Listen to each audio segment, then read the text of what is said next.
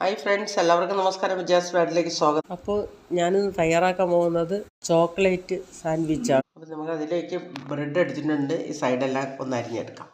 Bread സൈഡെല്ലാം അരിഞ്ഞ് കളഞ്ഞ് റെഡിയാക്കി വെച്ചിട്ടുണ്ട്. ഇതിലേക്ക് ബാക്കി ബ്രെഡ് കൂടെ നമുക്കതുപോലെ കട്ട് ചെയ്ത്.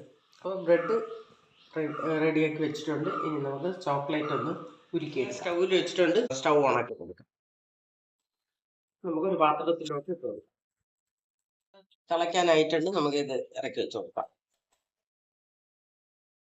ഉരുകിയിട്ടുണ്ട്. നമുക്ക് സ്റ്റൗ ഓഫാക്കാം. വേണ്ടിയാണ് അത് കൂടെ ഇട്ട് കൊടുക്കാം കുറച്ച്.